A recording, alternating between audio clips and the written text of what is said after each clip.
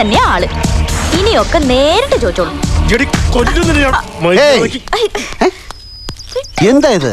അതന്വേഷിക്കാൻ തന്നെ ആരാ കൊണ്ട് വിളിച്ചത്? ഇറങ്ങിക്കോളൂ. താൻ മിണ്ടരുത്. താൻ മിണ്ടണമെങ്കിൽ ഞാൻ പറയാം. ഇതാ നോക്ക്, എന്തു ചൂടാ, പഴയ കണക്ക് വല്ലതും തീർക്കാനുണ്ടെങ്കിൽ ആണുങ്ങളെ പോലെ നേർക്ക് നിന്നിട്ട് വേണം, അല്ലാതെ വീട്ടിലെ പെൺകുട്ടികളെ വലവീശി പിടിച്ചിട്ടല്ല. വലവീശി പിടിക്കാൻ നിന്റെ പെങ്ങൾ ആര്? ജലകന്യകയോ? മോനെ ദിനേശ, ഈ വീട്ടിൽ ജനിച്ചു പോയി എന്നൊരു കുറവേ ഈ കുട്ടിക്കുള്ളൂ. അത് ഞാനങ്ങ് സഹിക്കും. എന്നിട്ട് ചിലപ്പോ ഞാൻ ഇവിടെ ആയിരിക്കും കെട്ടാൻ പോകുന്നത്.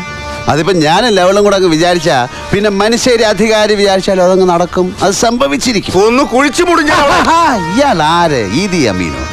വെറുതെ വയസ്സുകാലത്ത് എന്റെ കൈക്ക് ജോലി ഉണ്ടാക്കി വെക്കരുതേ ഭാവി അമ്മായിയപ്പ. ഇനി ഇവിടെ ആരെങ്കിലും തൊട്ടെന്നറിഞ്ഞാൽ ഇതാണ് എനിക്ക് ഇഷ്ടമില്ലാത്ത ദിനേശ.